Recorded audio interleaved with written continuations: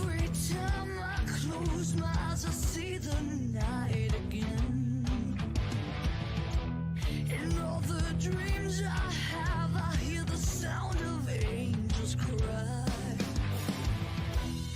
Take me back, I need to find those distant memories. Hold on close, only my fire through it all. In all my life, I've been searching for a better world, but time has let me down. Here we stand on this broken land, raise my head up high, I can see the sun. We are the children, with fire in the sky, and we are the future. Our souls in the night will never die.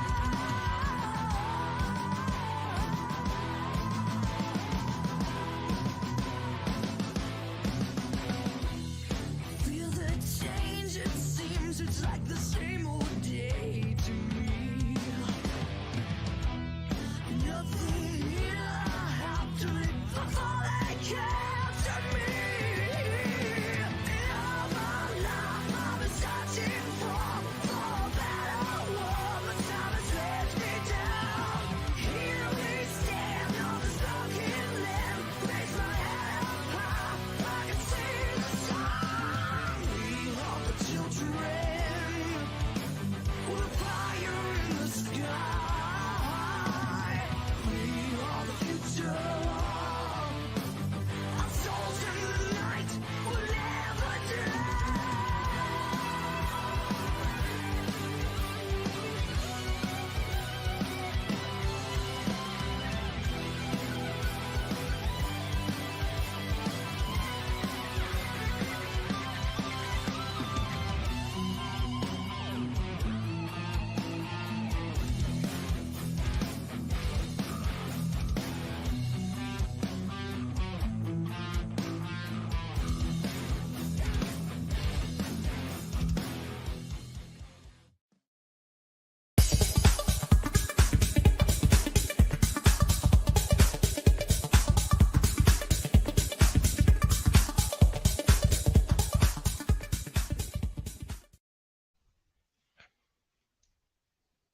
It is Thursday night, and we are live, ladies and gentlemen. I am Dixie Dave, along with my co-host, Crusher Crusher Crossen. Cross.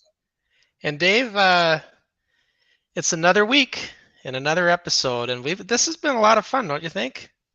Oh yeah, I enjoy reliving these old memories. Yeah, and everybody, we're getting good response too from the viewers. Everybody's enjoying, lots of good comments coming in, and we are getting requests though for some of the earlier stuff. So if we do want to, I know in the next few weeks here we're going to try to get into some of the more earlier episodes too. So, and But this week we have a special guest.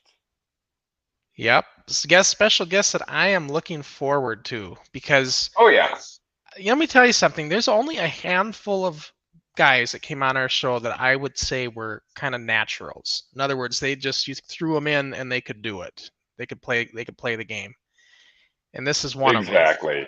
Jamie McParland, just a natural in the ring, and I'm really looking forward to being able to talk with him today. It's going to be great. Talk to him, get his memories, and just kind of pick his brain about what he was feeling when he came in. Yep, exactly. And before we bring Jamie in, once again, I would like to thank our friends at Liliac for letting us use their music. Yep. If you enjoy their music, go to liliacband.com. They are in the process of making their third studio album right now. So go ahead and check it out. Their music is also available on Spotify, iTunes, all the usuals. Yeah. So why don't we get going with our special guest? Let's bring in Jamie McParland. Hey, everybody. Thanks for having me this week. Good to see you again, Jamie. It's been Good seeing you too guys. long, hasn't it? It's been a long time, like probably 30 years. Oh gosh, Yeah. I can't even. The last time I seen you was at the dry dock. What, God, was it? Oh wow, yeah. Yeah. Well, you think about it, Jamie. What's that? You think about it. The show that we're going to watch today is 36 years old. Oh, wow. Yeah, I mean, We were young men back then. that's for sure. Not so much anymore. And the show, before we get to the show though, Jamie, I've got a little bit of bonus footage that we're gonna watch. Uh-oh. I like to do this when I have a special guest. This is how we, I guess we were introduced to Jamie. Oh boy. And let's take a look at this footage here. Get a cameras on this. Is getting an eyeful. Oh boy. Now there's Jamie in the crowd. But I know one thing, that Mr. X does know how to defend himself. And Crossen. And then Jamie didn't take too kindly to that, so he think starts getting into the face of Bulldog the Butcher. It's better than Mr. X. I wish I could have got the That was audio of what you said to him. controversial. But this is the big. Jamie rushed into the ring after Pretty Boy Taylor when he was in a fan. Victory! What a victory by Luscious Larry! You gotta hand it to him. Oh wow. Pretty Boy Taylor, all right, he cannot Camera was a little believe it. shaky there, but eventually got you pretty good.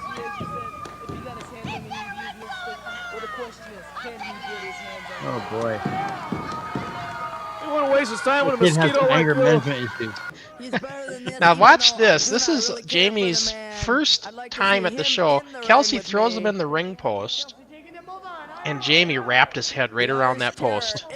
Here's a slow-mo of it. And I remember this so well because you came up in tears. Did I really? You remember that? No, I don't remember crying, but I do remember the. I vaguely Yeah. remember it. Yeah. That was it would look great on camera, but yeah, you kind of wrapped your head on that post a little bit, and but you know the thing is, Protect yourself. but that footage, so that and then Dave says, you know, I have somebody who's interested to join the show, and I was well aware because I seen you when I was editing the show. Like, who is that guy? Right. He's fired up. We need him on the show. Well, my recollection was wasn't from, you know, this is so long ago, but my recollection is at the Brooklyn Park thing, at the Brooklyn Park show, you guys came and like gave me a talking to about jumping in the ring, and then we're like, would you want to wrestle? And I that Sean. Well, And- it could be. Dave, did we go to school together? I can't. Did we go to Yep. together? Yep. We went to school together. We were friends in school. We'd get together after school, talk about wrestling. Okay. And I had tipped you off about the NWF. Okay. And I was the one that told you, hey, come to the Brooklyn Park Armory and check us out. Was it? I thought my recollection was at the time, you know, I'd watch AWA on the weekends, and I thought I was just flipping through and I saw you guys on public access and saw the ad, but maybe Dave told me about it. And that's how I ended up in Brooklyn Park. But I think at the time, you know, I didn't realize that wrestling was a work necessarily. And, you know, one of my personality flaws, good or bad, is that I'm very concerned about fairness, right? And this has affected the rest of my life as well. But you know, and in the match between Larry and Steve, Larry had given a rose to my grandmother, and she was so psyched about it, right? And then you know, Pretty Boy Taylor does a bunch of bad guy shit, and I was just like, "Fuck this guy," right? and decided to jump in the ring and give people a piece of my mind. And not only that, your grandmother also went after him. Oh with yeah, her purse. with the rose. She hit him with the rose. Or That's with the right. rose, yes, a purse Yeah. or something. But yeah, she started going. Yeah. If you watch close, I wish the cameras would have been on it a little bit better. But yeah, we didn't have any security or nothing. So then I'm Right, thinking to myself, gosh, you know, if we have fans jumping in the ring. but it sure got you noticed. Well, if you have fans jumping in the ring, you're doing a good job of selling, so Yeah, you were really vocal that night too. We could hear you in the yeah. in all the matches. You Yeah. were really into it. That's for Yeah, sure. I think, that was the first wrestling card I'd ever gone to, Right. and so, I'd just taken my cues from watching AWA and yelling back at the TV. And, I thought that's what you did. Right. And so, Well, as we'll see, Jamie, you came onto the show and you get a little bit of training and guidance, from us when you come in, but for the most part, you're on your own. And right out of the gate, I noticed that, because certain kids were just better than others at taking the bumps. right. When I say take the bumps, sell, right? Some kids couldn't really do it that well. Yeah. And others were just good, but you were one of the few that were like really naturally good at it. You really were. And Well, there's some adults that can't bump. it's true. Yeah. But we have our Hall of Fame, and the Hall of Fame is pretty much voted on all by the fans. It's not me. I set up, I police it to make sure that we don't get double people voting twice. So it's like makes sure like it checks IP addresses and stuff to make sure that there's not duplicates. But most of our votes come in from out of the country, and it's kind of a worldwide thing because people watch this stuff. When you're on YouTube and Pivot Share, everybody can see it in the whole world. Yeah. And so they're the ones that are primarily voting. But what I think kept you out of the Hall of Fame, Jamie, is you're one of those guys that just changed your gimmick too many times. Yeah. Ricky, what was it? Irish Terror. Then it was Invader 3. Then it was Ricky Vaugn, right?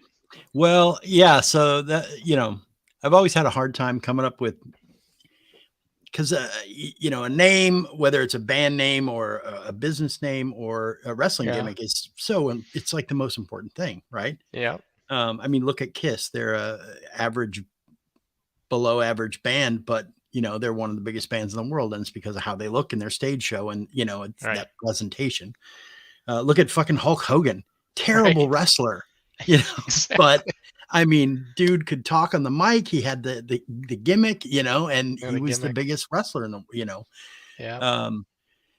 You look at some of the best wrestlers, dudes like Arn Anderson, like he just looked like there was nothing that looked special about him. He didn't have a special name or a gimmick, but one of the best, I think, in-ring actual people, Right. So for me, I hadn't come up with, it didn't even dawn on me to think of a name before our first taping. And I think Jeff Dinsmore is the guy who was like, McParland, right? How about Irish Terror? Was he the one that gave you the name? Yeah. That's so I was like, okay. And the thing about Irish Terror is my last name is McParland, which is Irish apparently, but I'm not really that psyched on my last name or that side of the family necessarily. So, right. I didn't really want to be, it snagged in with that. And then Invader 3 happened. I think that came at your suggestion. When Chad Randall hurt his knee. So I was Terry tagging needed a with, partner. we needed a partner, and I was tagging with, I think his name was Terry Block. Yep. Terry Block. Yeah. Invader And, Terry, if I remember correctly, we were, I think I was 13 when this started, or 12 maybe. But we're just starting to be teenagers. Right. And I think Terry also went to our school, and I think Terry had started to be like a popular kid and was kind of a dick to me, because I was a geek, I was not a popular kid. And so at that point I was like, well, fuck, I don't want to be Invader 3. I don't like this guy, So then from there, I came up with a fake name, or, Ricky Vaugn. And the funny thing about that is that name ended up being a name of a character in that baseball movie, Major League. It was like the pitcher, Charlie Sheen's character. And so it's like, Jesus Christ. So funny side story about Ricky Vaugn, though. I worked for a BMX company in the early 90s, and they made hats for the BMX company, and they put little sayings or whatever, they embroider them on the back. And one of the things they did was they embroidered Ricky Vaugn on the back of the hats that people would buy, and people were like, "What the fuck is a Ricky Vaugn?" So yeah, so there's some of those out there somewhere.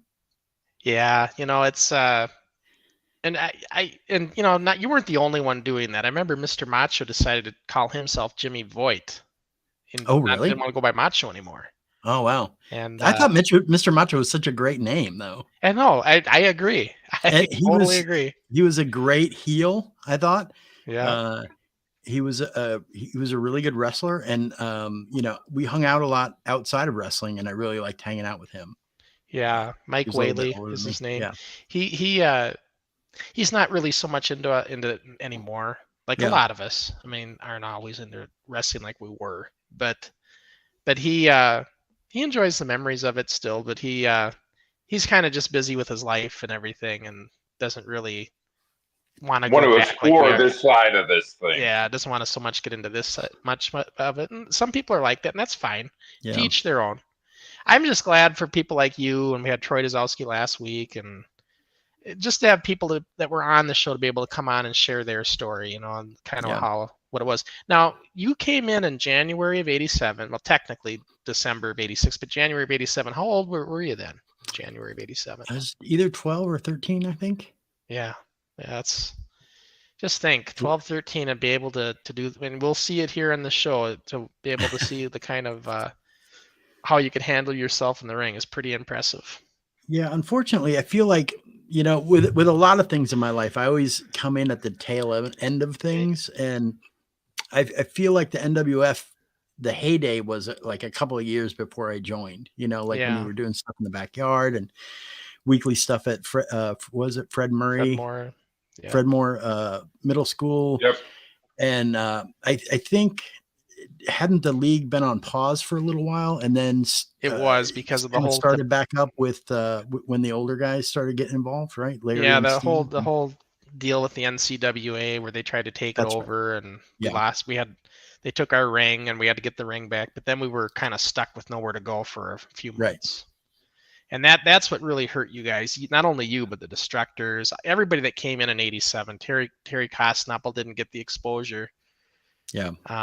That they should have got in '87. So that's, but you were at least fortunate enough to be at these Dayton cards. And there was a lot of, this was a great place. Me and Dave talk about it all the time. It was a great place. And the Dry Dock was a great thing that we had to go on. And we've done a few of those episodes. Yeah. We have done it. I had Jeff Dinsmore on here a few weeks ago, and we did a Dry Dock show there. And and you were on some of those actually that we did. Yeah. I think probably my best match was you and I at the Dry Dock. Mm-hmm. Yeah, we had that match, which I never forget. I got booed when I came out. I'm like, what the hell's going on? You and me both, dude. and I think remember you had that little slip up on the rope, and everybody kind of laughed. And I think maybe people they felt sorry for me or whatever. But then again, I had team with Dr. Dread, who was a heel, and maybe that's why. But I was just. Man, when you're supposed to be a baby face and you're getting booed for no reason, it's like it really messes with your mind. Right. Well, there's so many adults there, and I don't know that they followed the public access show, so maybe they didn't know us. Yeah. Right. Character wise. And then I had that slip up on the ropes, which and you were bigger and older than me, obviously, and so I think people felt sorry for me, so that's why you became the bad guy. And I kind of the David and Goliath battle. Yes, totally. And I remember when they were booing you, like both me and you in the ring were like, "What the fuck is going on?" What's going on? And even Jeff caught wind, and so I remember he went out and tried to cover for me at the booth. He's like, this is the new Crusher Cross, and he's been teaming with Dr. Dread, and Dr. Dread's teaching him some new tricks. So he's trying to, this is he's trying to cover for that a little bit. Yeah. But and when we got back to the dressing room, you came up to me. I'll never forget. You were like, "You got booed," and just rubbing it in to give me the shit. Great. That I would have done the same thing.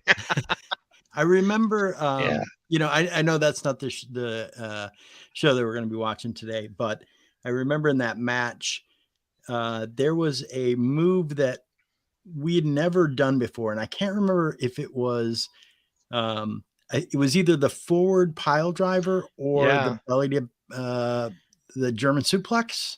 He And did I don't think both. anybody in the league had ever done it. And you were like, "Are you sure you want to do this?" I'm like, "I trust you." It was the forward pile driver that Was I it? Okay. asked you. Yeah, I Yeah. remember it because I had hurt Peter Wynn. That's the same move that I actually screwed up. Well, Peter just got confused and his head slipped out because he thought I was going Okay. back instead of Gotcha. forward.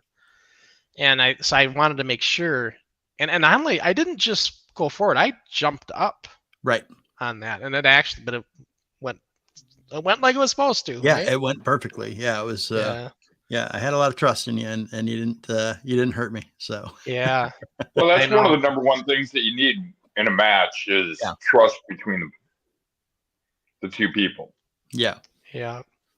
it's interesting to learn about, because kayfabe is gone from professional wrestling, and so it's interesting to listen to interviews of professional wrestlers from WWF and that stuff, and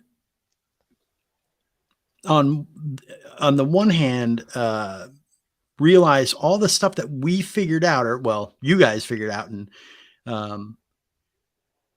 because nobody taught us this stuff, you know what I mean? Like there were no pros, there was no wrestling training camp. It was all, kids watching AWA and WWF and NWA and figuring this stuff out. Mhm. And so it's kind of amazing how much we were able to figure out with zero guidance.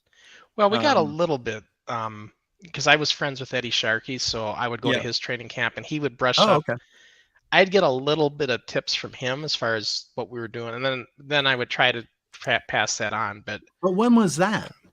Like, That because would you have were doing been- stuff with Sharkey after NWF started to slow down. I did, but I met Eddie and started hanging out with him a lot at the camp in '86 after our first Armory card, though. okay. It was like in the summer, Okay. so summer to the fall. So yeah, it was more, and he, we were doing everything pretty good. I mean, it was just the little things he was saying to fix, Right. Right. with me, like working off the right, the proper side all the time. They always Oh, work right. off the right. Yeah. So he was just like, if you're gonna go do an elbow drop, you do it on your right. You would never do it on the left, typically.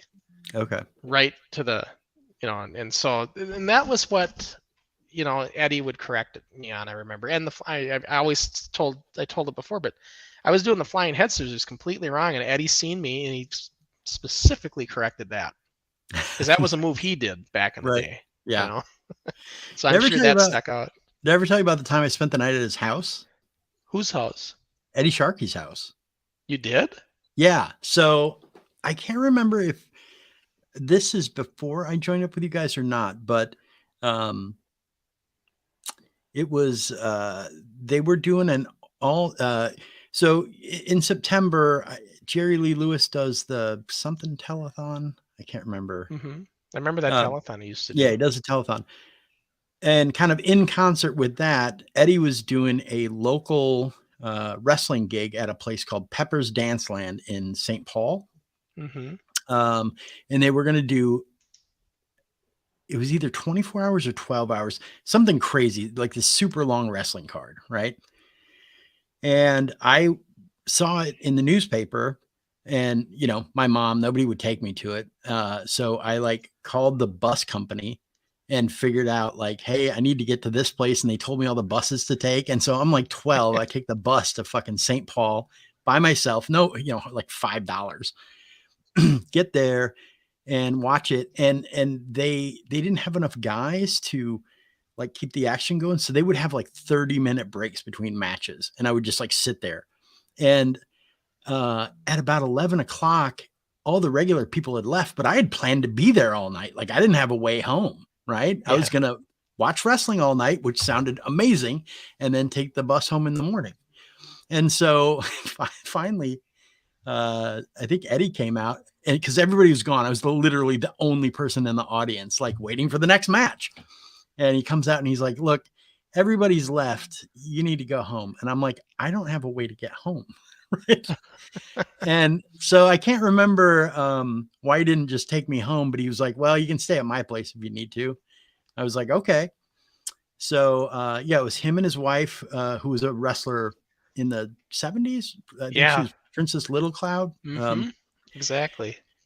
And I went to their house and they were super nice. They fed me some food and they had a son that was roughly my age. And I remember I thought it was so weird that his dad was Eddie Sharkey and like he had zero interest in wrestling, you know? Right, because Eddie never talked about him. Yeah.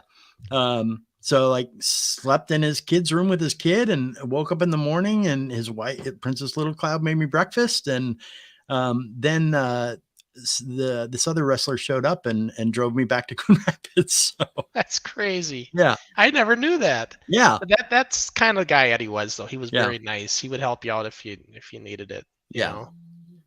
Yeah. So Yeah. I was definitely sweating when he was like, we're going to close down for the night. And I'm like, what the fuck am I supposed to, I'm in downtown St. Paul and I'm 12 with no money. Like, so thankfully, yeah, he took me home. So Well, I tell you what, we're going to start the show. We Yeah. can keep talking, but we'll get the show going here. So this is going to be with our guest, Jamie McParland. We're going to be watching TV Taping 101 from, we called it the Dayton Studios. It was basically our Dayton pole barn out in Dayton, Minnesota. And that was recorded on March 7th, 1987. Ironically, this is the last taping we did out here at this facility. And so this was the final one. And Jamie had a really good match on this show. So that's one of the reasons I picked it. And so, yeah, we're going to watch this. And we can keep talking as we air the show. So I'm going to pull it up here.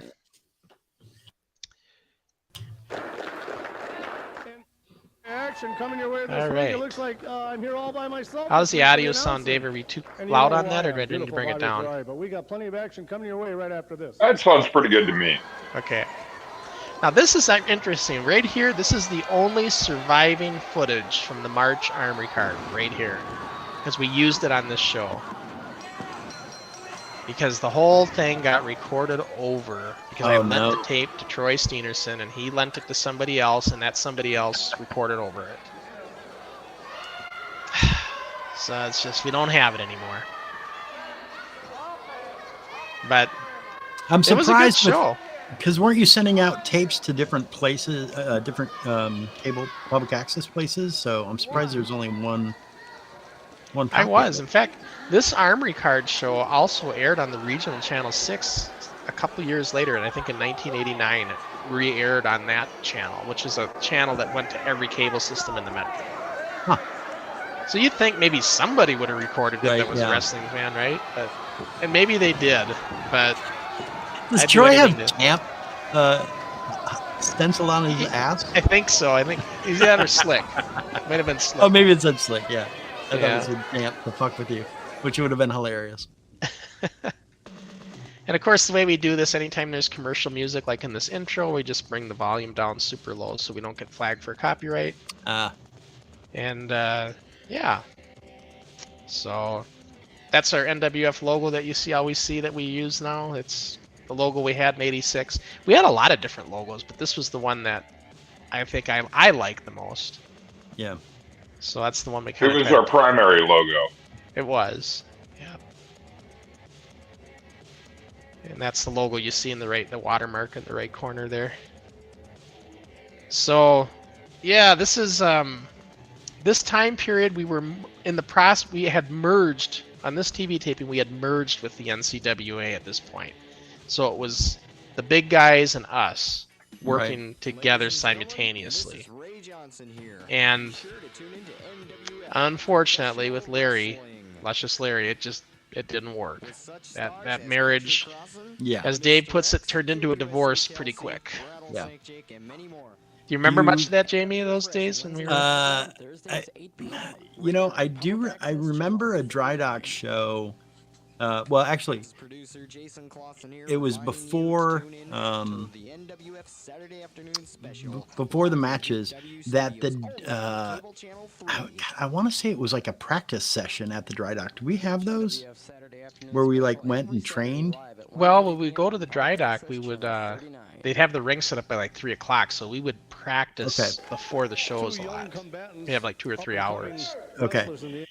The dude that was in Pee-wee's Big Adventure, the big tall guy. Do you remember him? Mm-hmm. NWF. He came They have now become- and was starting to try to be a wrestler.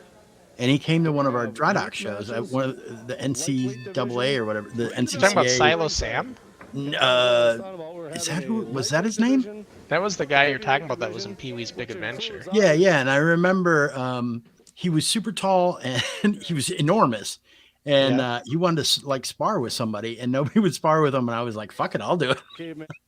And I wonder remember if him maybe you're throwing me talking around about in the ring. Godzilla. A lot of people get him and Silo Sam mixed up. I remember he had a Kind of a beard. he had a he was definitely the guy from Pee-wee's Big Adventure because he signed an 8x10 for me. Oh, so maybe it was. Yeah, and I had it Because I for know years, and I don't know what happened. to it. Steve brought the same thing up a few weeks ago. Steve Exter said, "You guys remember Silo Sam showing up?" That could be it right there. Could be lights So out, yeah, Invader maybe you're right. one. Yeah, Going for a pin yeah. early. No, he definitely 1, 2 signed an picks 8x10 him up. for me, and Could have pinned him, Yeah. he threw me around in the ring a bit, which is fun.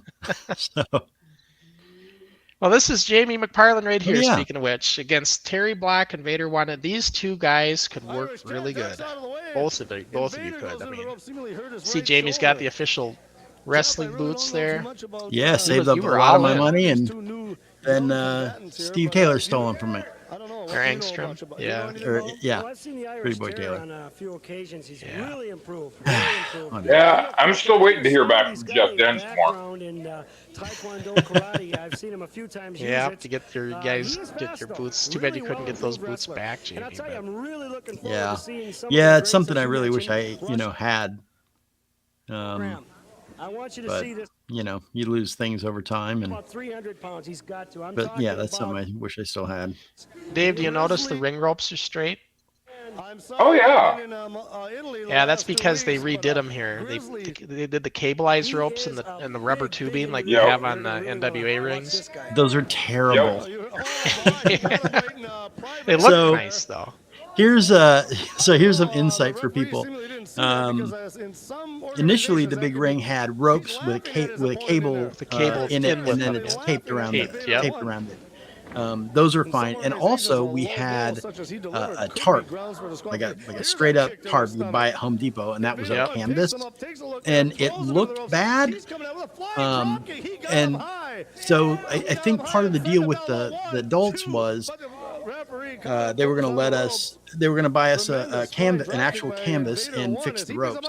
Well, the canvas was fucking terrible because you'd end up with like rug burn all over your body on it. Well, that's exactly why I always wore 2 elbow pads, and I always had the long pants like you got on too, to I prevent think that. I made that move up. That just went And by. that leg drop.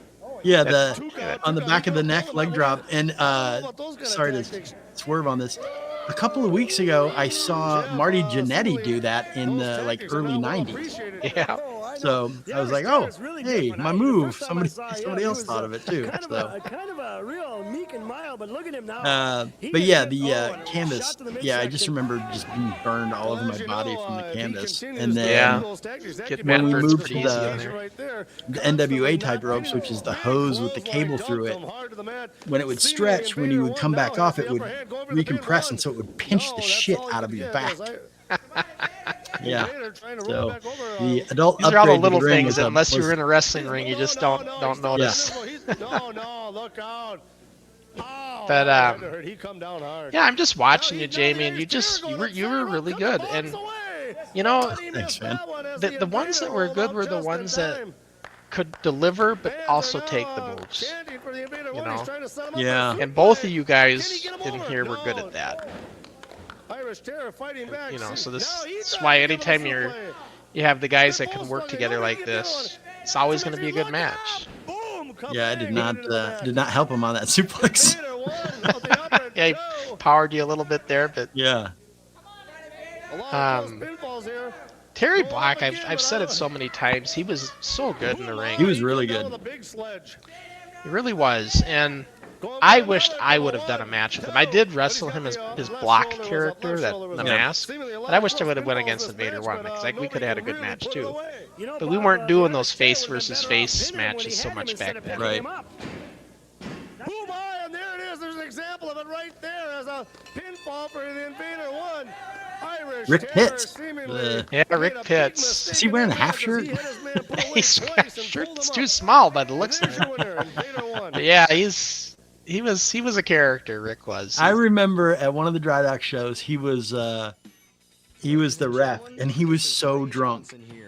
And I remember like he just had no time for my bullshit in the match, and he would like pull me off of the guy, whoever I was wrestling.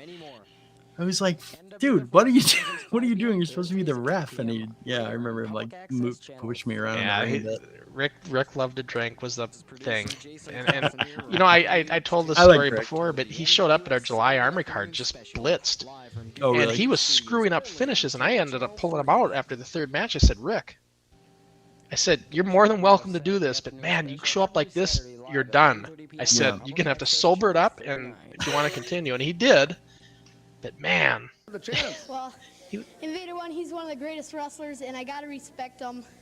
I just wasn't on tonight, and I'm going to try better next time. That's all I can say. Well, some kind words for a man who seemingly doesn't be so kind to his opponents in that ring right there. And of course, Terry doesn't do an interview because Terry hated doing interviews. Oh, really? Terry Black. Oh, he hated the camera. That's for an interview. He'd get you know those guys that get afraid to be in front of a camera? Yeah. That was Terry Black. Wow. I didn't realize all his that. interviews and stuff. Yeah. Excellent in the ring. He'd get that deer in the headlights look. Yep. Real nervous, jittery. Words wouldn't come out right, you know. With their manager, these guys look like they So Jamie, when you were wrestling, did you enjoy being a heel or face better? You know, Seemingly not too well in I think I was so young I wanted to be a face, right? But as you know, as an adult, I would totally way rather be a heel. I mean, I think that comes with maturity, you know, and a little bit of experience in life where you kind of get what being a heel is all about, you know. So, you know, ironically enough, you have that. I always say the Buzz Sawyer, Hexa Buzz Sawyer / Mad Dog Vachon look today. Just ironically, right? But yeah, you could have done either one, I think. Yeah, pretty good either way. I mean, as far as babyface heel. Right. Yeah, it's so much harder to be a babyface, you know. Isn't it though? Yeah, to get a because you have to want them to like you. Right. It's really hard to make them like you. Yeah. Whereas, heel, it's easy. You insult them, right? Yeah, you insult them. You hurt the person that they want to, you know, to succeed and cheat, whatever. Yeah, it's fucking easy, you know. It's easy, but it's fun. Yeah, as I gotta say, some people think it's more fun as well. Yeah, oh yeah, no, I can totally see that. You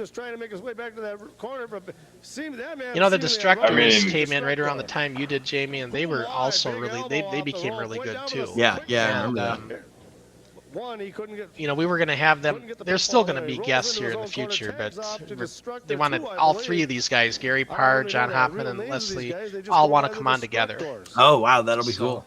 Yeah, and you know that I don't know if you know this, Jamie, but Gary Parr, the one in the ring, he went to your guys' school at the time as well, and it was his idea to do this whole Destructors thing. He wanted to do this, and his whole career kind of got cut short because he had a diving accident at the Clay Hole in Coon Rapids. He broke his neck. Ooh, so he's in one of those things, and right. His wrestling days. Yeah. I don't know if you remember a guy that used to walk around the school that had like a halo around his neck. No, I don't. Yeah, that would have been Gary. Huh. And Chad Randall, you know, he was Invader too, but in football he has been hurt, had a bad knee from his playing football, so that kind of nixed him out of the wrestling, and that's where we said, Jamie, we need you to step in and be Invader 3. And it was a few weeks later you were at the Armory as Invader 3 with Invader 1 against the Destructors. We're watching right here. And it was a great match. I wish I still had that tape. Because you guys had a great match with these guys. Yeah. At the Armory. I'm just thankful you have any of this stuff. You know, there's so much.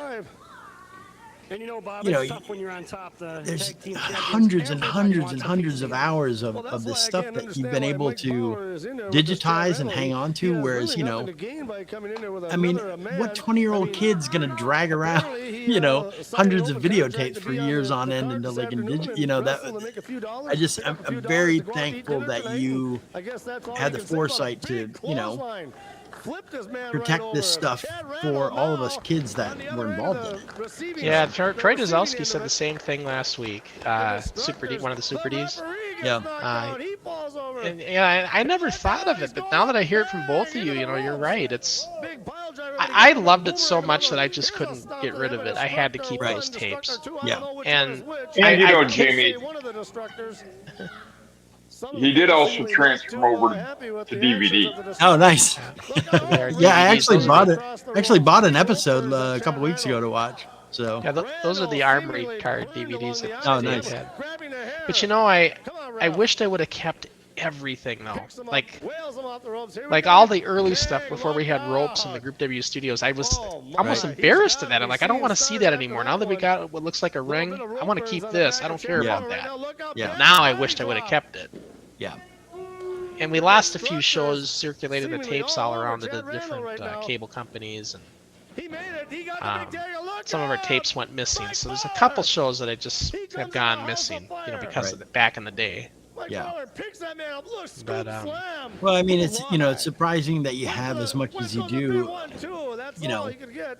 Referee This says a is stuff 1 that count. I would have definitely Trying to wanted pick him to up keep, for a and giant suplex. No, he's gonna take him and off the I ropes know that I again. taped it off Picks him of. up, back I either body got drop, from you or I boom. taped it off Look cable, Mhm. and I have zero of it. And so Another you quick tag. These guys come in. you're Look out. you're bummed that you Stretches lost a him few up with that shows. big I've lost chest every bang. show, and it's something Yeah, that I 'cause would have wanted to keep. And throwing it You his had face your own into league that you were starting, the CWF, and you Yeah. had shows of that. I Rack remember. and roll. Yep, The fans yeah. are chanting rack and roll for Mike And Bauer. I remember Only when you half wanted of to the start Rack and this Roll league. It was in the Express is summer, afternoon. and As, like I said we weren't before, doing Mike anything, and you wanted me to Bauer help, is and I was willing to help, but I didn't impressive want new to. young I was individual, very Chad specific. I didn't want to Randall. get. I wouldn't want to show up and do everything for you. I wanted you to take really ownership of it. Remember? Yeah. So I wanted you to, because I knew it would mean more to you if we did it that way. Yeah. So I was, but I was gonna eventually make an appearance. I remember we were trying to work out a thing with me again. You had Terry Costnapple as your champion, and you wanted me to do some kind of an angle with him. Yeah. The whole Ric Flair's coming in to go against the local Right. guy. Remember? I I remember we did the Yeah. interviews for it in your apartment. Me and Yeah. Terry and Yep. Yeah. Yeah. Yeah. I've always been interested in how everything works. So. And that's how I ended up with the career I have with technology and computers and stuff. But whether it's playing in a band, wondering, I'm curious about the lights and the sound system and all that stuff. And so, where he's from, what his name is, being friends with you, I wasn't just interested in the wrestling aspect. It was.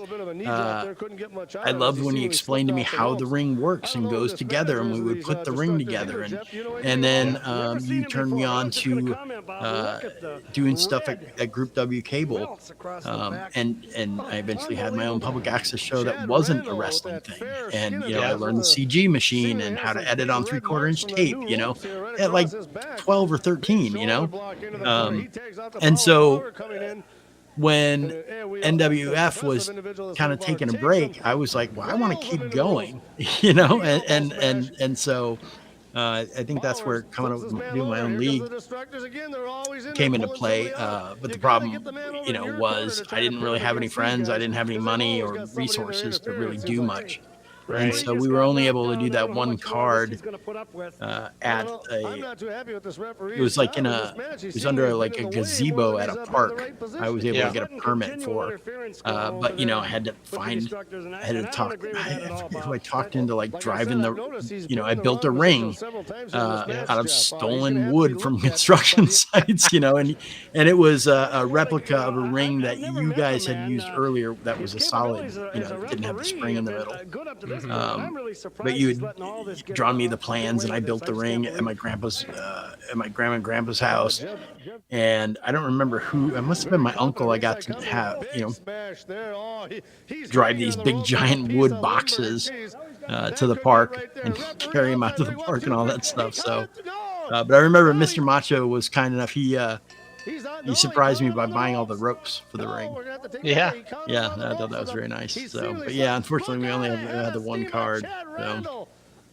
Yeah, but at least you got that far with it. So many other kids. I remember working with kids in Champlin, Minnesota, back when we were in the Group W studio days. And they were trying, maybe we were in the garage by then, but anyways, they were trying to start their own league, and I was trying to coach them along the way to get them to get up and running with it. But they didn't get far, but they couldn't make our stuff because it was too far for them to travel. They were down in, they didn't just have a ride or whatever. They were on the other side of the river, and but they wanted to start something, and they asked, and so I tried to, as best I could, get them going, but right, because I wanted there to be more. I didn't want it just to be us. Yeah, I wanted there to be more leagues like ours. Yeah, I really did. I mean, the amount of stuff that you were able to pull off almost single-handedly was, I mean, it's freaking incredible. I know it's, I don't think it'd ever happen again, Jamie. No, the degree that we did it. No, I mean, how old were you during this like taping? Well, I when I started the show, I was 14. Right. By the time here in '87, I would have been 17. Okay. How many 17-year-olds own a wrestling ring like that? Right. Can get one manufactured, I mean, it's not just, those ring posts have to be welded. The support beams have to be welded on them. The turnbuckles are crazy expensive. Those turnbuckle pads have to be made. You got to find a car spring. Oh, yeah. Like there's a lot, 3/4 inch plywood. Like that stuff is expensive, Yeah, and so especially you were today. able to source all that stuff. And figure out how to, work with public access in the against like a great amount of pushback from people at public access. Was that Scott Tronson? Yeah, Scott Tronson always he didn't like us. Yeah. And figure out how to edit and use the CG machine and, film the stuff, find the people to do the stuff, the announcing, the interviews, you got adult referees for us. Like you talked to the Armory, you rented the Armory, you figured out insurance, like that is but they didn't ask crazy for it. shit for like a 14 or 15-year-old to figure out, No, the reason we did the Armory shows is because they didn't require in those days insurance. They didn't ask for it. Oh, really? Yeah, in those days. It's different now. Right. So, because I want to do other things, Jamie. I want to do the Pumpkin Bowl in Anoka. I want to do the outdoor wrestling event. Yeah. And the school, first thing the school says, yeah, we can do it, but we're going to need an insurance policy for this.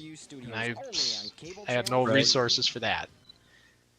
So there were so many other things I wanted to do. Jamie, insurance would come up.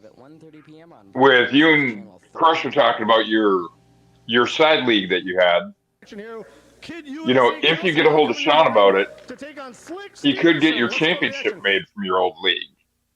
He's in the process of making all the NWF belts. Oh, nice. Yeah, we're replicating all the belts, and it's been fun. But I need screenshots of it is the thing. What's that? You used to hand make the belts. Well, Steve Engstrom is the one who did most of that. He did the really nice blue one, and he did the national title, and he did the lightweight tags and the national tags. That was all Steve's designs. This one here, the U.S. title, Macho designed that. Mike Whaley. He made that one. I thought, I remember going to a shop in Anoka, and you were like, this is where I bought the flag stickers.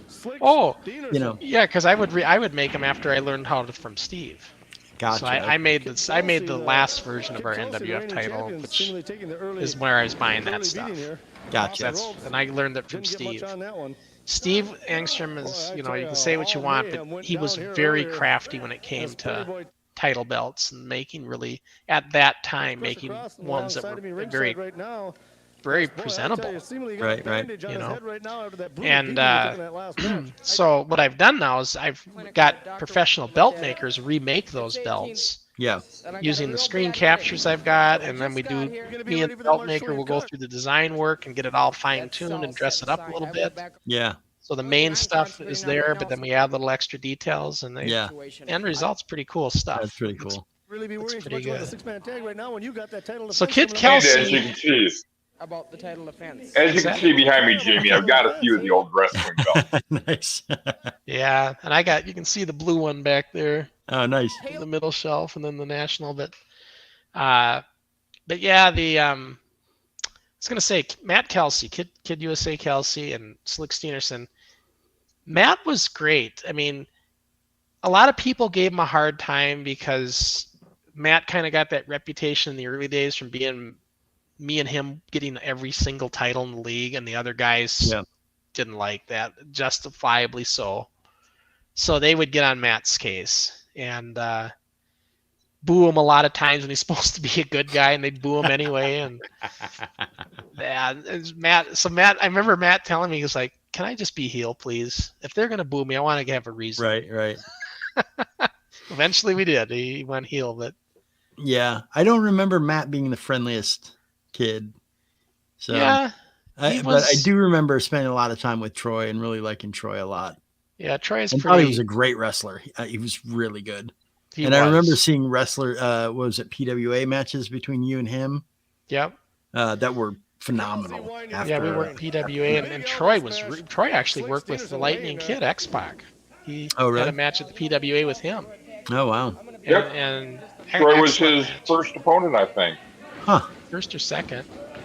And I At least remember his Eddie. first one in Ridley. Well, Eddie wanted Troy to put him over, and Troy was saying, "No way, that's bullshit, Eddie." He goes, "I've been here longer." Troy actually stuck up for himself, and I'm glad for that. So they reworked it into a DQ where Troy got DQ'd, threw him out of the ring or something. But yeah, Troy Steenerson, in my opinion, could have went on to the WWE because he was big enough. For He was sure. good enough. Yep. Back to the action here. I really think he could. I was too small.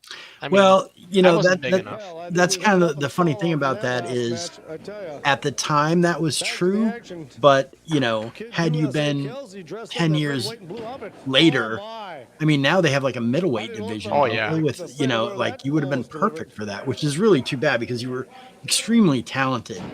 I mean, you know, by far, obviously the most talented kid out of all of us. You know, I mean, you carried this whole league. You know? There's a reason you were the main event, you know. Right. But yeah, it was unfortunate that, you know, at the time it was all about, you know, it was the 80s and it was all about the fucking musclehead guys. Right. You know, You weren't over 200 and some pounds. You weren't viable. right. Yeah. And, And you know, it didn't matter. It almost didn't matter if you were any good at wrestling. I mean, look at the Ultimate Warrior. That guy sucked at wrestling. Right. But he was huge, you know. So, yeah, that's unfortunate that you know, we didn't get to see you do that because you were just too soon, you know. So yeah, I in my heart I wanted to. I really did. Yeah. It was like, you know what that is, Jamie, and I'm Dave too. You guys know what I'm talking about when I say when it's in your blood. Right. You know, there's time for all of us that we could go back to and say this was our life doing this stuff.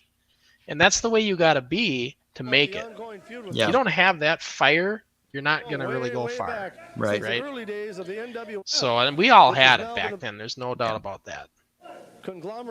Maybe you should have went to Mexico. The Lucha Libres. Well, I mean, my perception is all those guys are like middleweight guys. Yeah, they are. They're smaller guys. I mean, you could have been the bad guy, white guy from America. Yeah. You could have been the gringo to come in and ruin everything. Yep. This is hilarious. Look at Steenerson. He's got a rope and he's choking Kelsey, and the ref can't see it. And watch Troy. He's hiding him with his hand, and then the ref's checking. There's nothing there. And look at Troy. He's laughing it up. Such a great heel. I love it. Just selling it like crazy. Oh, so good. And that's Jeff Dinsmore reffing. I just noticed that. Look at this. Now he throws the rope out to the Macho Man. I vaguely remember him the first time I saw him with a referee shirt on. We were like, "Where did you get a referee shirt?" You know where we got these ref shirts? Is because my sister's husband was umping softball games. Oh, really? Locally, yeah, and he had tons of them, so I just collected them all for the show. Oh, that's great. How did Dinsmore get involved with us? I asked him when he was on as a guest, and he said that he had Steve and Larry had kind of ran into him and wanted to know if he wanted to get involved because he wanted to have somebody to help with the announcing. And so Okay. Jeff's idea was he wanted to just come and help all, the whole thing. Right. And Jeff had always been one of those guys that wasn't so much in bed with the big guys completely. He was kind of a middle of the ground guy. He's like, he wanted to help us too, you could tell. Yeah. Because some of the guys weren't. Larry, for instance, was all about the big guys. Right. Luscious Larry. Yeah. Jeff was a little different that way. And he went Bobby Ferrari too, Bob Pfeiffer. He used to bring his kid over to, your mom used to babysit for his little kid that he had. I don't remember. Beautiful Bobby Ferrari was Luscious Larry's manager. He's the guy, you've seen him on the beginning of the show. Oh. But anyways, he was Name another sounds one. familiar, at least. Yeah. In fact, he's commentating here. But anyways, Bob Pfeiffer. I remember now. Yeah. He always would try to work with us too, because Steve and Larry, or Larry so much, they didn't like him. They didn't like him and Ken Boyer that much involved. So I loved Ken Boyer and Bob because they were good. Right. And if Bobby, when he commentates, he totally puts us over in all these matches. Yeah. I remember I didn't trust a lot of the older guys, but I did trust Jeff. Yeah. Yeah, Jeff was pretty, he was a straight shooter. He'd tell you if you're the shit or not, right? He ain't gonna lie about it, but he was always honest. And I always enjoyed working with Jeff too. I loved commentating with him when we'd do that sometimes at the dry dock. Yeah. I know you got involved in that too a little bit. You were commentating with me a couple times, and at the dry dock. And I vaguely remember that. One of the original instructors being beat heavily into the corner. I remember the remote truck that we used to check out from. From the Greg Bushman, Scott Dodson, they come in the dry dock with that. Sticking his nose into things. It was hilarious on the August Armory card. You were in the corner of Terry Kosnop when he went against John Hoffman's younger brother, Disco Joe or whatever. And they were having their match, and there was a spot where they did a clothesline, and they totally missed him. Just missed him. And the camera goes to you, and you're just like...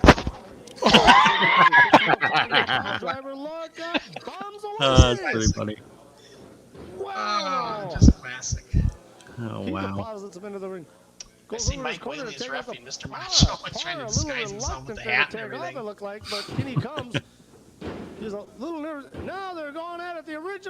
Must have been one of the days that we didn't have a lot of the guys there. Yeah, because they just did this bit where Gary Parr left the Destructors. That's why he submitted Kelsey as a tag team right now. But it was a setup, because they ended up turning on Kelsey. I think we lost your mic. You can't hear me? There we go. Yeah. Okay. Yeah, if it gets too far away from me. Yeah, this match was Gary Parr was going to leave the Destructors, so he's in the corner of Kelsey, and that's why he's his partner. But it was a setup because they turn on Kelsey. And there you go, blowing the surprise. Yeah, I just threw the finish, but I just realized Mystery Man's wrestling. I didn't realize we had him wrestling this early. Isn't that interesting? I always thought his wrestling debut was at the Armory. So how did we get this the place in Dayton? How did we come across that? So do you remember Dirty Ernie? The name sounds real familiar. He had the chainsaw and he had that like lumberjack look. It was kind of a yeah, Ernie Ellis. So Ernie bought this whole farm, had a farmhouse, and they had this big barn. And he was going to fix the house up, and, that was where he was going to live. Well, the house was in bad shape. But this barn was just cluttered with crap. This whole pole barn thing was just filled with junk front to back. It took us weeks to clean it out. just to keep, get everything out of there and clean it up so it's all empty. Yeah. And then that's how we got this whole location. A few months later, though, Ernie ended up getting rid of this whole thing because the house was just too much in shambles to fix up. Yeah. Apparently, the family just up and left, and so floors were heaved up, and Oh wow. yeah, it was in the house was really bad. Yeah, I remember I remember after it got cleaned up, you came and picked me up at my place, and you and I went out there together, Sean. Yeah. Yeah, it was great. We could go here anytime, basically, and use the ring, and it was always set up out here. So it was great for TV tapings and practicing and stuff. I remember the first time we went, Dave. I don't remember who it was, Sean or Dinsmore or who told us, but some of you guys made me and Dave jog. And we had to run. Yeah, you were like, you guys need to do a 2-mile run. So me and Dave on the fucking county road, just dying, running uphill and downhill. It doesn't sound like something I would have done. Yeah, maybe it was. I had forgotten about that. What I think You it was, remember that, the old guys were. I don't remember that, but Really? I could see them doing that. Just see the to try older and guys beat doing us it to younger. Yeah, I can see Steve doing that to you guys for damn sure. Yeah. Or Larry. just to try and weed out the younger guys. Yeah. Yeah, Their way of testing to see who wanted it. Yeah, I think it was under the guise that like we needed to train if we wanted to wrestle, and so start of training was start fucking jogging. And so yeah, it's and this is out in the farmland. We're just jogging down the county road, just fucking miserable. Tries to catch him with a back body drop, got him over to the side. Look out, he tripped him on the way down. Kelsey wasn't the best at taking bumps. I've said it before, but he could deliver, and he could do an interview. Kelsey could. Yeah. Look out. That's why Kelsey's pretty popular for the show because he was on it for a very long time. Right. He had a good character, and see now here's where they turn. Bar just smashed him in the face, and now all hell's gonna break loose. Yep. Look out, all mayhem breaking loose in the ring now. Off the ropes, crush across into the ring, back body flip. Here comes Mike Bauer running in. Now everybody's in there. Slick Steeners and Mike Bauer in there cleaning house on the destructors. Off the ropes, he's out of the ring. Crush across and land. We've seen everybody in this match. Remember, Mike is that Bauer, you? No, that's Scary Parr on the outside. Ring the bell as it's all broken loose. Referee calls for the bell. Bodies being deposited all over the place. Boy, I tell you, the way things have been going lately with the bad blood going around here in the NWF, can't even get a legitimate match anymore. They've been declared the winners. Kid USA Kelsey and Parr. It's been so long since I've seen some of this stuff. Yeah. I got to tell you, I get some mesmerized sometimes when I'm watching it.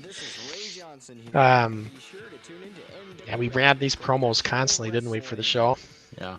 Oh yeah, self-promotion. Yeah. People always ask, how did you guys, as kids, get 300-400 people to show up at the Armory cards? And it's because we had a big audience. When we were on every week, we had developed a fan base there that would tune in. Yep. So We promoted ourselves. now what happened in August is the brilliant mind that I had. I scheduled that August card the same night that the NWA came to town. Boy, that was brilliant, huh? So that was a tough one. I think we would have had a better crowd had we not gone up against the NWA. What is going on here? Yeah, I remember the NWA was by far my favorite. Yeah. Oh yeah. And they only came to Minnesota a few times, and I think that's. And that was the first time they came. Is it? Was August 23rd, 1987. Here we are going up against them. What are you doing pairing up with this Parr? Last week I got it. This week he got it. Next week everybody else. Kid Kelsey, come on. I got that bandage on my head, supposedly, because I got busted open. I've had just about enough of this.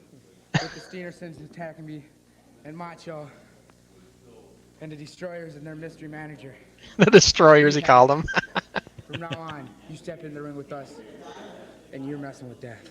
Not only that, but Mike Bauer's out there too, and as you seen, he come in the ring. He had a match with the That's Destructors Bob last Pfeiffer, week, by and the way, he Bobby hurt Ferrari. Gotcha. Randall's knee.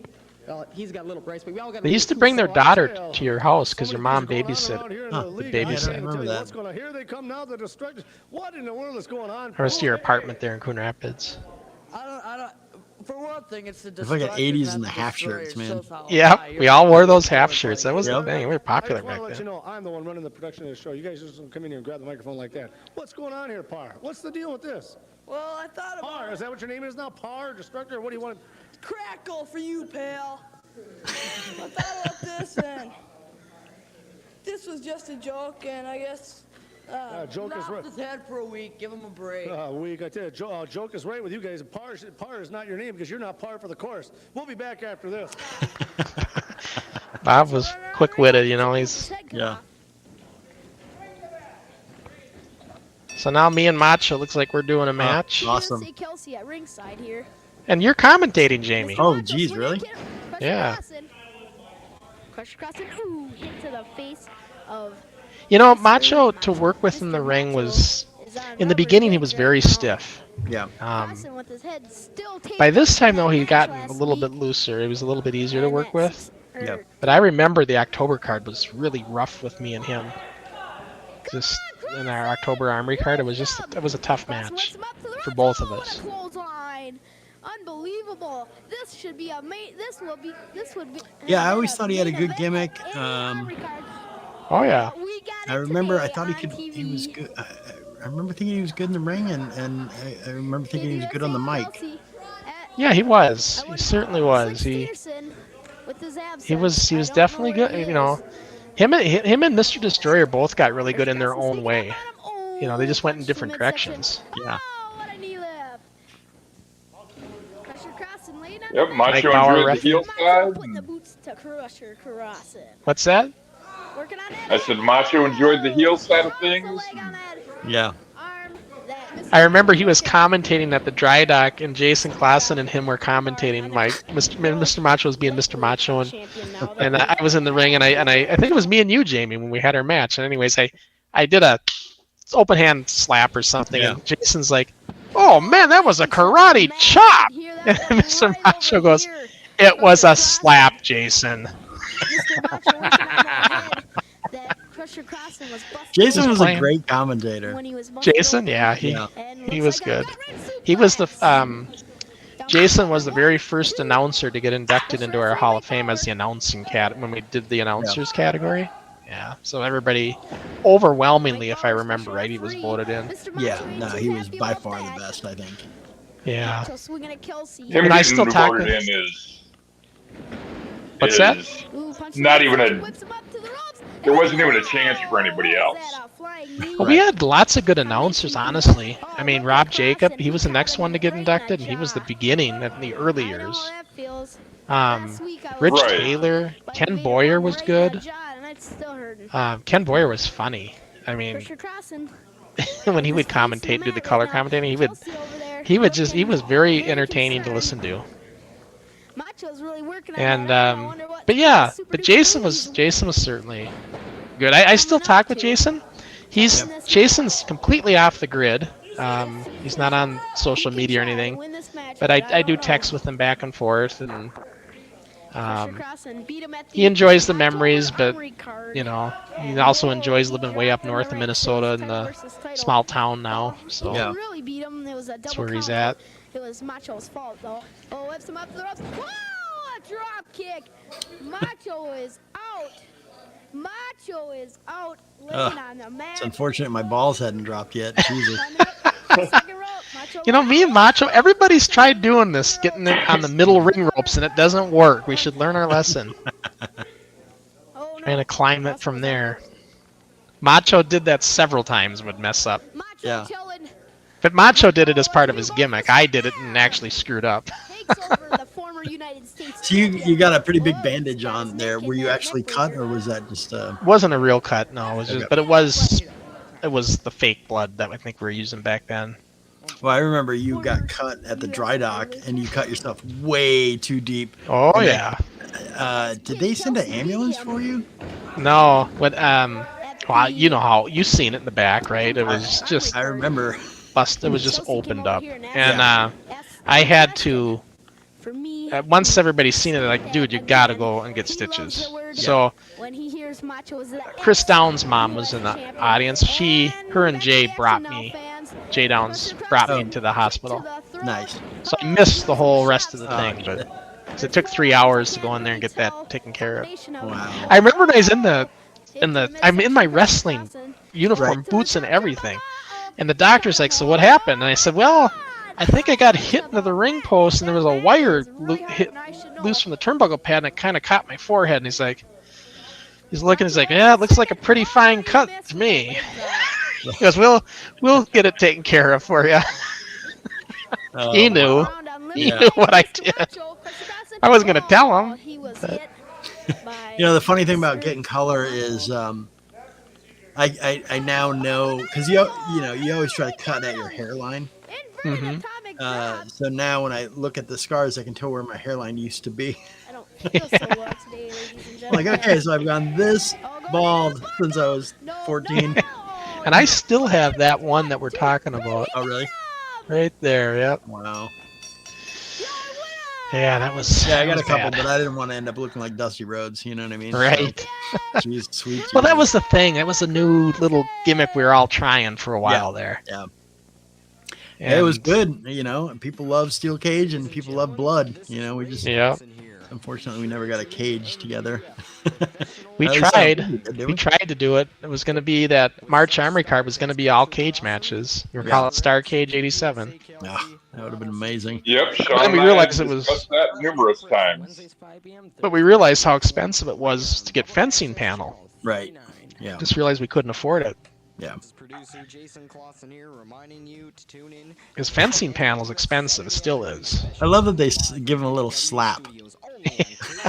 Troy does it too. He does. Little backhand slap. So good. Were you ever on one of these Saturday afternoon special shows that we do? The talk shows? I think no. I remember you guys were doing one, and for some reason I thought you were at the cable Group W cable or whatever it was in Blaine. And I rode my bike over there and walked in. I'm like, "Where's the NWF guys?" And they're like, "What?"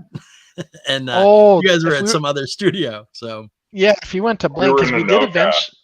Yeah, we did the Saturday morning specials in Anoka, but we did some at Coon Rapids. Yeah, I know, Jamie, that you were on, I think, one of our Monday Night Madness shows. We used to do those too. Same thing, just on a Monday. Mm-hmm. And but the Blaine stuff we did would have been with the Dry Dock times. We'd do stuff at Blaine, and that was live. That was a real live talk show. But all the other ones, they were said live, but they were pre-recorded. Right, yeah. Yeah. So I do have a memory back in those days when you first started, Jamie. Do you remember bringing a valet to the ring with you? Was it my cousin? I vaguely remember that. Yeah. Yeah. It was my cousin Loshi. Yep. Funny thing about that? I think that's the only girl I know, or a noob at the time, so. Funny thing about that? I was just talking to one of my friends not too long ago. One of my best friends here in Minnesota. Yeah. And he was like, "Dude, I remember this girl that was really hot in school that I used to know." Mm-hmm. I said, "Oh, what was her name?" And it was your cousin. Yeah, she was an attractive kid, so she had a lot of guys that liked her. It was the only valet we ever had in the NWF, and you had her. That's funny. She was your valet. Yeah, she was a good sport, and we spent a lot of time together as kids. There was a while where I basically lived with my cousins for a couple of years, and so they were like brothers and sisters to me growing up. So when I needed a valet, man. I remember you came. You had your gimmick all kind of. You had that white in the beginning. You had that like white karate jacket type thing, and kind of karate theme a little bit. It was my actual karate outfit. Was it? Karate uniform from karate. Yeah. So, yeah. Yeah. And then I think by the end, you'd become such a influence on me that I had the high school wrestling thing. wearing sweats and real wrestling boots. Like I look like a mini Crusher. So well, and you, man, we'll watch some of those dry dock tapings, in weeks to come. And man, Jamie, you were so good in the ring. You really were. Thanks, man. And very, I can tell you because I've had matches with you, and so easy to work with, smooth. Not everybody was. Like I told you, Macho was stiff with me in the beginning. There were other guys. Mr. Destroyer was a little stiff. And it was just not everybody was easy to work with. But like you said, it comes down to that trust factor. Yeah. You got to trust your opponent. Yeah. Especially when you're doing moves that could paralyze you. Yeah, for sure. Yes. So, trust and communication, in the ring. Yeah. It's funny, I was talking about how we learned, we didn't have a whole lot of info when we started doing this stuff. And it was funny, as an adult, I've listened to some wrestling interviews and podcasts and whatnot. And I was shocked to hear that the heel always calls the match. Whereas I think when we were doing it, it was just whoever called the next move, So, and then sometimes he would, so one guy would say, leapfrog, and the other guy would say, back, whatever. So, well, and what happened too, I don't know if you ever experienced this, is if you didn't get a guy to cooperate with you, then you started shooting a little bit in there. Yeah. It was like you would clothesline him or you would do whatever because he's not working with you. Yeah. That happened a few times because everybody wants their spot, and then if it's not happening, you get a little bit of that going on too. Yeah. And that's the unfortunate thing is, excuse me, when the shooting starts, it really doesn't look good. It gets real stiff. You know what I mean? When they're not working together, and I mean, I've heard people say this a bunch of times, but wrestling's all about telling a story, and it's got to go back and forth. And when both guys are trying to be in the spotlight, it doesn't work. And as kids, a lot of times we would forget that. Yes, absolutely. That it's a work. And a lot of kids and myself too, wanted to be in that spotlight all the time. Right. Yeah. And sometimes you get too much of the spotlight, and then your match would suffer for it. Yeah. And so that just it's just like a couple of weeks ago when we were watching that Brooklyn Park show. Yeah. Even you commented about how stiff they were in the ring. Yeah. In my match. Yeah, but like you said, Steve Engstrom is really stiff with these guys, and I thought, and he's one that's normally not. And I'm thinking, but then Dave Brent made a point. Maybe he's trying to play the Barbarian role, which was a rough team.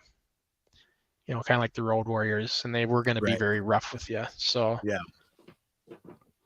that could be, but I guess we'll find out. Steve Engstrom has asked to come on as a guest with us down the line, and we'll probably bring him in, and we can ask some of these questions and find out just what was going on there, Dave. We'll get the answers. So that'll be interesting to see. Yeah. Jamie, the thing, like people say, well, why would you want Steve on with all the stuff that happened between you two and everything back, when the league split? But I had talked with Steve, and he's got his regrets. He does regret a lot of that NCWA. He told me that personally. And I'm the kind of guy that's not going to carry a grudge to the grave. Right. If I'm willing to move on and just, and if he wants to, move on as well, and we can talk about what we did that was great back in the day, I'm all for it. Yeah. So that's how it is. At the end of the day, he was a big part of the league for a long time, right? Oh yeah. I mean, he came in and snowed you guys on how old he was. And he did. He snowed us on that. With you guys, right? But I'll tell you something, though. From day one, when Steve came in the show, and I started working some angles with this Mr. X character, we had matches. Yep. Just right away, the way he could work in that ring, he brought me to a whole different level. Yeah. From where I was at. I can totally see that. Yeah, he was a good worker. Yep. And it just, and then I seen how he sold for me, and then I started doing the same for other people. Right, so yeah. Steve kind of helped develop me at that younger age as far as in the ring goes, Yeah. Even though he wasn't a trained professional, he just could do things better than I could at the time, and it brought me to a different level. You know what I mean? Well, I do think there is something to be said for maturity that we did lack at that age. I mean, we were kids, and we talked about one of the downsides was both people wanting to be in the spotlight. And I think as you get older, you realize it's that back and forth, or a great wrestler is able to put other people over and push the story forward, whereas when we're kids, we all want to be Hulk Hogan. You know what I mean? Exactly. We all want to be the champion. Exactly. And so, yeah. I don't know if Steve was able to bring that maturity in and show you, it's a back and forth struggle between good and evil. It's not just locking horns, and that brought you up and made you a better wrestler, which then trickled down to all the rest of us, so, are there negative, were there a lot of negative things about the older guys being involved with us? Yes. Did that cause you a lot of stress and they fucking stole the ring from you, and the money. Yeah. And the money, from the armory card. Yeah. But there were positive things about it. There were some positive aspects to it. Yeah. They brought more professionalism that brought us more professionalism. I mean, they did. You can't argue that. But when Steve was in the show in the beginning, up until he got really going with Larry, and Larry started calling the shots, but up till that point, Steve was a great secondhand man, a person that could help me because he could drive and I couldn't, to get supplies and things he needed. But Steve was a worker bee. He, you tell him what to do and he would do it. He wasn't very good at running things. Right. I want to make that real clear. Yeah. He wasn't a leader. Yeah. But he was a great asset to the show in those years, because he was just little things he could do that could help with direction. Yeah. And that's where it was just worked with us in the beginning.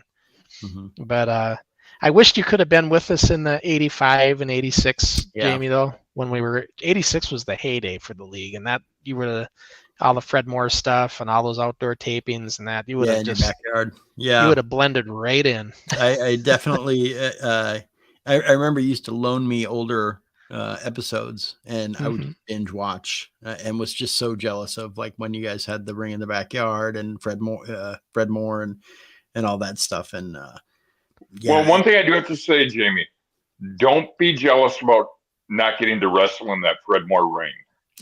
That ring sucks. It was a boxing ring, right? Yeah. Oh, on the good Lord. Cement. I mean, with wrestling mat pads. Right, it was right. Just, I remember the posts were cemented into the floor. Wow. So this thing had been there forever.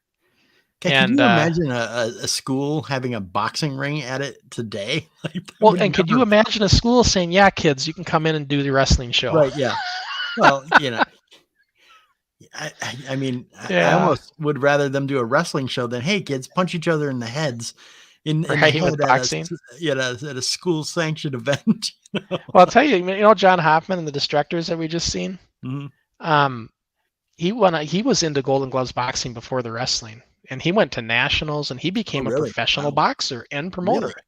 Yeah. Wow. So he was, and I remember I talked to him about, and I said, John, I don't know how he could do it, because when I was in my 20s, as for fun, we got boxing gloves and just tried to box each other just for fun. And after 2 or 3 rounds that weren't timed, I was just, you're gassed. Yeah. It just takes, if you're not training for that, you're done. Yeah. And we learned this as young 20-year-olds. You got to be in shape. And I remember telling John, I said, John, I could never do it. I said, I tried, and we were just goes. I remember John saying, well, you had the toughness for it. Let's just say that. Yeah, I think I remember I heard something somewhere where somebody I read something where most fist fights last like 90 seconds. Yeah. And yeah, I mean, you just run out of gas, so. Or, you need kick or knee him in the balls, it's over, Right. That's how most fights really go, really, if you watch. But yeah, so, or they get that one haymaker punch that knocks the guy out and it's done. Right. Yeah. Right on the chin. Yeah. But but no, this was a fun show. I hope you enjoyed coming on with us. I did. I really enjoyed it. Good to see you guys. So we need to have you come back again, Jamie, and we watch maybe our dry dock show or something. I would love to. I'm very proud of that match. Yeah, that was a good one. I actually that I think that's the one that sticks out the most in my mind. And when I saw you were selling episodes online, I was like, this is the one I got to find. So was able to find it and bought it and watch it with my wife. And well, you should have told me. I could have gave you a code for it. Oh, no, it's fine.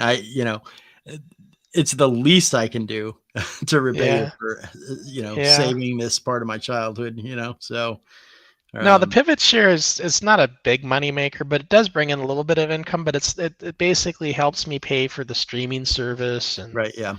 The Hall of Fame plaques and all this stuff, just so that way I can have a little sludge money for that kind of stuff, and that's what I like it for. So that's kind of what we do. So in fact, since you brought it up, I want to remind everybody to check out on our website, nwfwrestling.org, and then just go to NWF Video Network. That'll take you to what Jamie's referring to in our pivot share. And that's where you can see all the episodes in full, complete, unedited, with the copyrighted music and everything. It's just everything's, it's no holds barred over there. You get everything. Right. But yeah. The only reason we get away with that Liliac song is we have their permission to use it. Nice. Yeah. Yeah, they gave us the permission, so if we do get flagged with YouTube, we can get it over, taken back. So right, yeah, it's not a big deal when you get flagged on YouTube, and it's just you can still use the music. It's just if we ever get to monetizing, which we're not, we would not be able to do that if it's copyrighted music. So that's why we try to limit so we don't have those flags. Yeah, so. No, that makes sense. So before we let Jamie go, though, Dave, I want to talk a little bit about next week's show. Alrighty. Next week, Dave, we are going to go back to Group W Cable Studios, featuring NWF TV Taping 32 from January 19th, 1985. So this is one of those earlier shows. And do you know what's significant about this one, Dave? What's the significance of this one? Well, it's still not NWF yet. NWF came on the next show. That's where we officially changed it to NWF. This was still the TWF at this point for the show, but it was the first show that actually went nationwide. That was the show that kicked off to all the major 22 states and the 22 major cities we shipped to. So it'll be a good show then. Yeah, that was the kickoff for going. That's why we changed the name the following week to the National Wrestling Federation, because I figured if we're in 22 states, that's national enough to me. Yep. Yeah, for sure. Yeah. Well, you had us covered from border to border. Yep, LA to New York and a few major cities in between. It's amazing that you were able to do that as a kid, so. Yeah, it was just once you start rolling, and you know this, Jamie, you've done this with other things in your life. Once you start rolling with something that you have a lot of passion for, it's like a steamroller. You just keep going with it. Right. You did it with the BMXing after this, and so you just get into it. So, I do have to say that, I had a pretty rough upbringing, and didn't have very many friends, and didn't have very good role models. But seeing, being at that young, impressionable age and watching what you did and were able to accomplish and put yourself out there and not say no and learn how to do everything. And just, you were punk rock before punk rock. It was all DIY, and to be close to that has had a profound effect on the rest of my life and how I've approached things in my life, and had ultimately made me successful in different things that I've tried to do, was really seeing that, getting that influence from you. And so I can never repay you for that. Well, I appreciate the kind words, Jamie. It's true. Very nice. So true.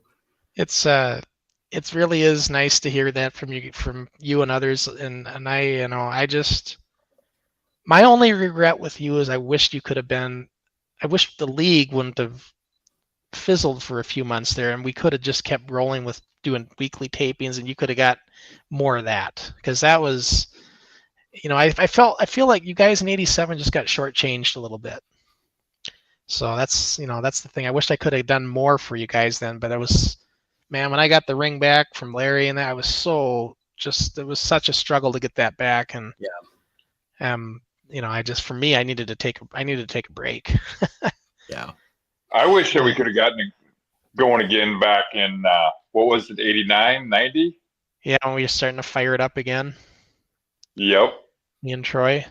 Yeah. Well, I think at one point you were living in Wisconsin. You were talking about doing a one-off show in Wisconsin, and I think I was living in Illinois at the time, and I was like, "Fuck yeah, I'm totally down. I'll drive up and we'll do this." Well, I don't know if I was in Wisconsin, but Troy wanted to start the league up again. Yeah. Yeah, he wanted to do it He again. actually had the ring set up at his house. Yeah. He had a pole barn out there, and we had a pretty good setup out there actually. Yeah. But then Eddie Sharkey, you know, so we were going to do an armory event, and Eddie Sharkey came up and I think he heard that, and he's like, "Well, instead of doing that, why don't you just work for me?" Right. We do cards every month at George's, and I think Eddie was thinking he doesn't need another league. He doesn't want another league going on. Yeah. Because he already had Jim Mitchell with the NCWA, and that was enough of a thorn in his side. And he didn't want to. I think Eddie was just trying to control the area a little bit. Right. Was Eddie involved with the NWA and their territory system at all?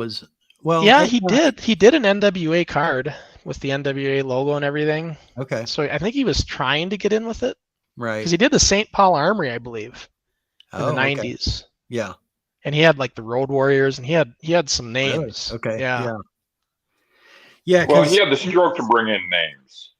Yeah. Right. Well, I mean, he discovered those guys, didn't he, at Grand Rapids or whatever? So. Yep. He did. Although when you listen to Animal talk about it, it's like he goes, Eddie didn't teach us anything, but Eddie, he did. He just Eddie never really taught you how to work a match so much. He just taught you. He taught you how to fundamentals. Work the fundamentals. That was how he trained. Yeah. It would be. I remember his camp. It would be. You'd be there, and it would be all day long. They would be working on hip block takedowns over and over and over and over 100 times. Right. Right. Yeah. Yeah. And that was the subject for the day. The next day it'd be elbow drops or whatever. You know. So Eddie would just teach you how to work, how to take a fall. Yeah. And while that's all going on, and he's watching, he's loving just telling you all the stories of the old AWA. Right. Which was I'd be sitting next to him, we'd be discussing concepts of what we can do, you know, for like television and this. And I was constantly trying to get Eddie Sharkey to do cable. He wasn't big on that. Yeah. I said, Eddie, it would give you exposure. Right. Yeah. You know. I remember. They did a. What was it called? Was it PWA? Was that Eddie's? Yeah. Yep. That was Eddie's company. Yep. They did a show at a bar that my mom worked at when I was pretty young, and it was just like a larger than life, you know? Yeah. And they had he had a lot of good talent in that league. I'm surprised it never got bigger than it did, I guess. Yeah. I think Eddie just kept trying to pay the bills, really. You know, he would just keep doing all those bar cards. When Steve and I first met Eddie Sharkey, because Steve wanted to meet him, and I didn't know who the hell he was. Yeah. Like, who's Eddie Sharkey? And Steve had to explain it to me. And then we went and met him in Fridley, and I think Central or University, in a strip mall, and they had the wrestling going on in the back parking lot. And to pay, you had to go through the bar in the front, and you had to pay admission to get into the back to watch the wrestling. Right. Okay. And they had these big, huge makeshift walls with blue tarps kind of hiding the whole area back there. And that's where we met Eddie and that was a little no chairs. You're all standing. You had to stand to watch. And this must have been maybe 20, 30 people, maybe. Yeah. And I remember Eddie, when he heard we were there, guys from the NWF were there, he wanted to meet us. Really? He was very excited. Yeah. Yeah. Because remember, Jamie, Eddie's doing this, and we just did 350 people at the Anoka Armory. Right. Oh, yeah. May. Yeah. So I think Eddie wanted to get in with us, because Eddie said right away, he goes, me and you, we got to do an event together. Right. And I think Eddie just wanted to cash in. Yeah. With the popularity that we had at the time. Right. Yeah. You know, just from the draw. We probably should have got mixed up with him instead of Larry. Yeah, for sure. I I never had any business dealings with Eddie, so I don't know if he was shady or not. You know, it seems like everybody involved in promoting wrestling is shitty and shady. You know, so Yeah, I maybe know. that would have been the case. You know, And he's pretty good. He's always good to me. You know, Yeah. so yeah, it was good to me Well, too. and I will, Maybe I scrambled will eggs. say he was. I will say when I met him, he was nice to me Yeah, on the multiple occasions I met him. and I think it's fascinating that you stayed over at his house because you went to a wrestling show that he was doing. I never heard that story. yeah, I can't That believe is, I never told you. Pepper's Dance Land in it was either St. Paul or Minneapolis, and man. 12 years old, and he's like, "We're closing up shop," and I'm like, "Dude, I have nowhere to go. You can't end the wrestling card. It was advertised to be all night. I'm here all night." He's just Well, like, that's devotion there. That just goes to that's why people like you. And you know, I really appreciate the kind words, Jamie, but when I look at all of it, I look at this. I was fortunate to be hooked up with talented kids like you, Troy Dazowski last week, Dave Dixon, people that were just diehards that wanted to make this thing work. Yeah. Because without you guys, it doesn't work. right. That's what you got to remember. Yeah. You know.